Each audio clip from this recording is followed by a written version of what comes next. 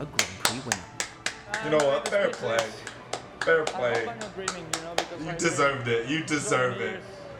What is going on, guys? It is JJ here, back with a new video, and today we're going to take a look at the top 10 moments from the one and only Checo Perez in Formula One. I don't think he was he's not the only Mexican driver that's been around for a while, but he's been mega consistent. He's not the second best driver on Red Bull, but Verstappen is number one, obviously. But anyway, the second driver for Red Bull. He's been around for so long, and he's, I think, been a really brilliant driver. Honestly, one of my favorites, just because he kind of stays out of the spotlight and just tries to perform his best. I really wanted him to get a win at this year's Saudi Arabia Grand Prix after he got pole position, but you hate to see how that happened. But anyway, we're going to take a look at Sergio Perez's top 10 moments from F1. Let me know what you guys think down in the comments below. I would add that pole position into this list as well, just because it was a brilliant pole position that he got at the 2022 Saudi, was it Jeddah? It was Jeddah. But anyway, let me know what you guys think. Let's get into the video. As well, guys, you can find the original video down in the description below. Sergio Perez is one of the most experienced drivers on the grid, and this mega save in tricky conditions at the even trickier Spa-Francorchamps is good proof of his raw driving talent. By the time Q2 was over, what had started as a sunny qualifying session became a game of survival just to stay on track, and no one was safe. With 8 minutes to go and the rain intensifying, Perez got everyone on the edge of their seats with this incredible maneuver at 150 kilometers an hour. Not one for the faint of heart, and an astonishing display of car control that allowed him not only to continue, but to go on and qualify fourth. I think qualification is his thing. It seems like qualifying is his wrapped spot. up the 2019 season with what he described as one of the best moves of his career. The midfield battle was intense in the last stages of the season finale in Abu Dhabi, with a host of championship battles going down to the wire.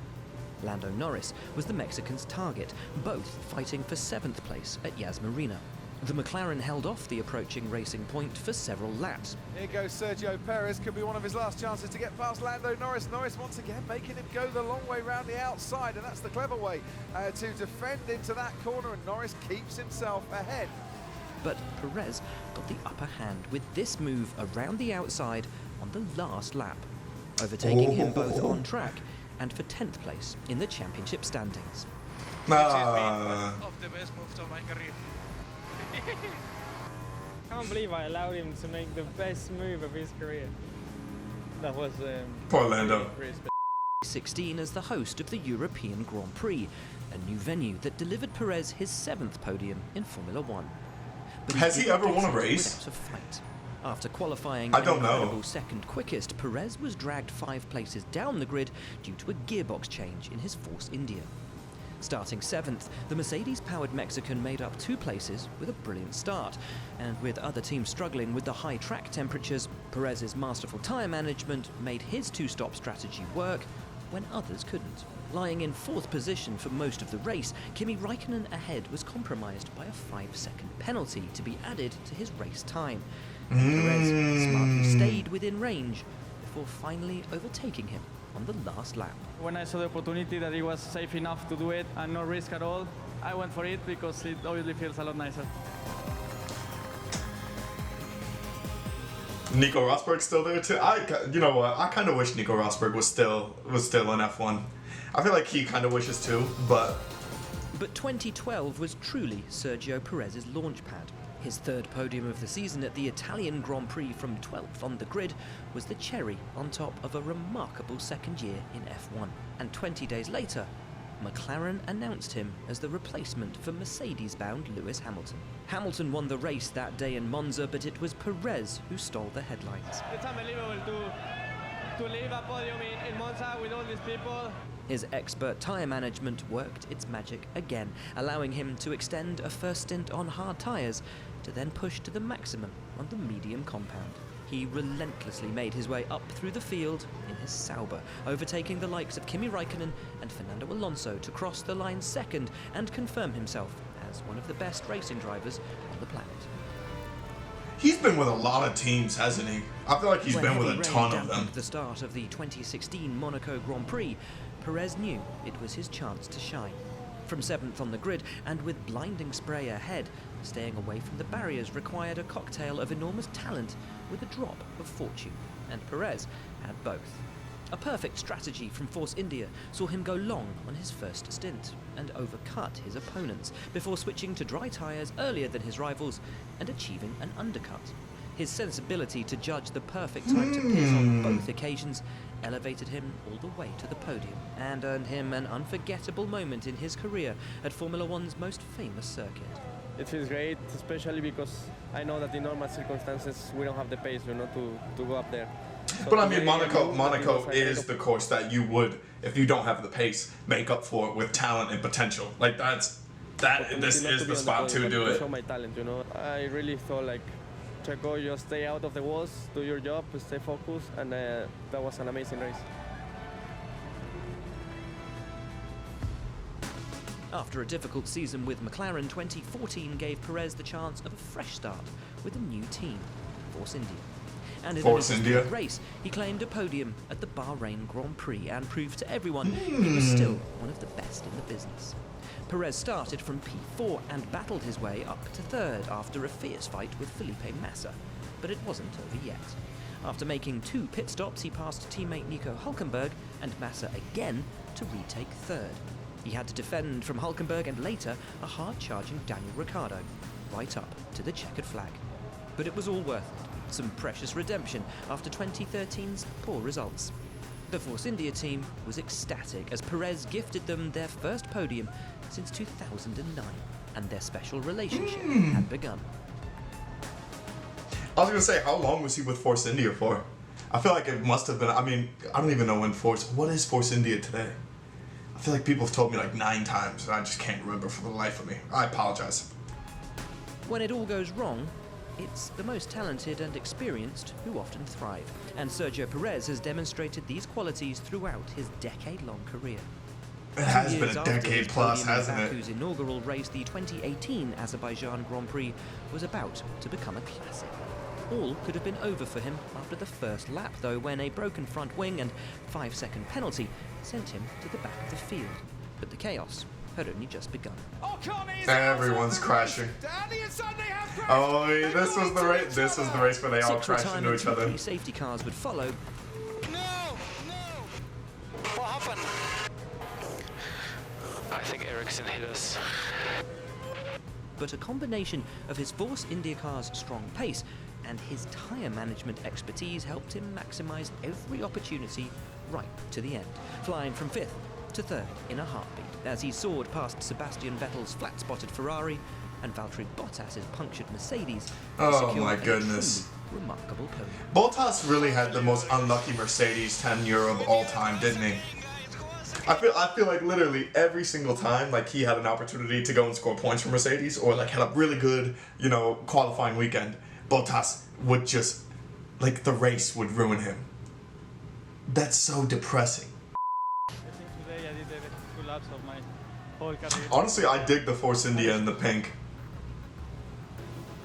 2020 might have been Sergio Perez's most challenging year, but not even a global pandemic and the doubts over his future diminished his performance as he squeezed How did every he go ounce of from- pace out of the revamped Racing Point. I was gonna say, how did he go from Double the points Racing tally of Point his to teammate Lance Stroll, Red Bull? who started the Turkish Grand Prix from a remarkable pole position, with Perez right behind him in P3. In awful conditions, fortune turned its back on Stroll as he struggled for grip with wing damage and graining on his tyres. But Perez was magnificent. He held off the pressure from a charging Max Verstappen, whose impatience saw him spin out of 3rd place. And Verstappen goes wide. He got caught up behind the rear wing of Sergio Perez, and that has proved very costly indeed.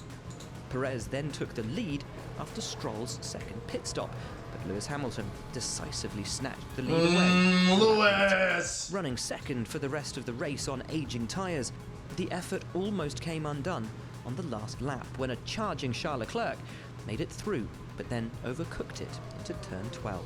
Perez nipped back through and triumphantly crossed the line to equal what was at the time his best career finish. And once again, judging the life of his tyres, down to the finest of margins. Sergio Perez for the third time in his Formula One career can see he just barely held up the Ferraris. Just barely held up the Ferraris. And the tire will have exploded. Yeah, we were holding our breath here as well. Well done. Well done. Good job, guys.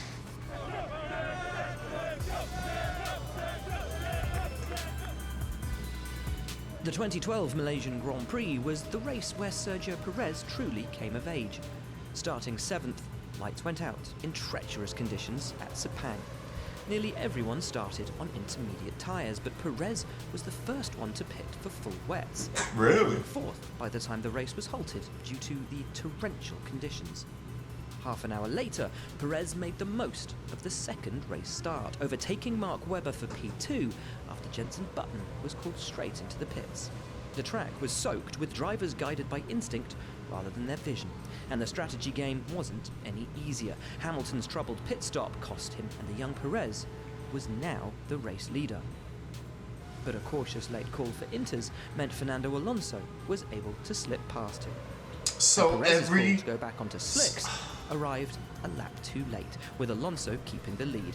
It was now a race to the flag, and Perez showed no mercy against the two-time world champion.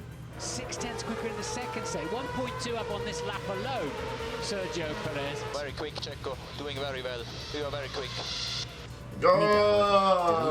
Putting all his skill to work to keep the Mexican behind, until a mistake saw the closing Perez run wide, and his challenge effectively end. Oh, what? The man just, if there was one person who probably deserved an F1 win, just one win, just one, it's Checo Perez. That's so sad. It's so sad. It had been a masterful race for Perez, a portentous display of his talent behind the wheel, and an awe-inspiring drive in the low-grip conditions which would become his forte. Even if the victory was oh so close, Perez's first Formula One podium was a powerful statement, and a gust of the Mexican hurricane that would shake the F1 paddock for years to come. Perez was facing the potential of a year on the sidelines after it was announced Sebastian Vettel would replace him in 2021.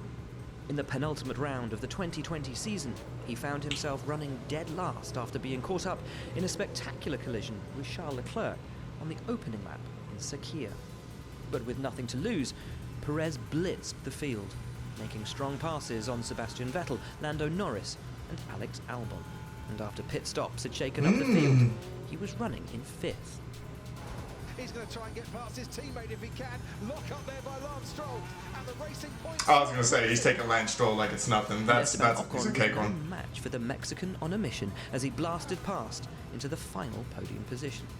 It looked like that would be as far as he could go, but the leading Mercedes duo of George Russell and Valtteri Bottas were caught up in a costly tyre mix-up that left them down the order.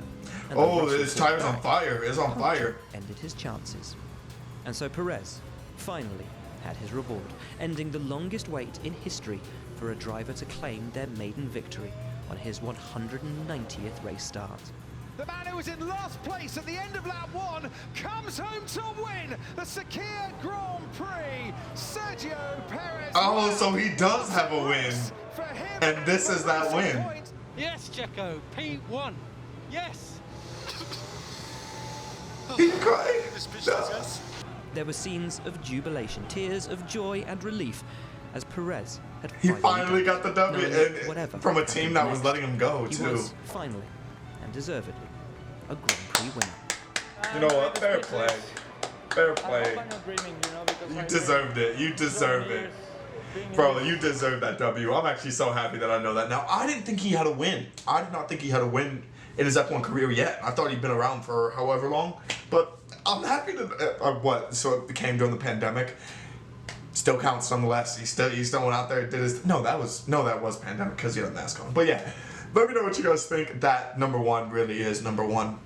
That really is number one. I didn't think he had a win. I'm so happy that I know now that he does.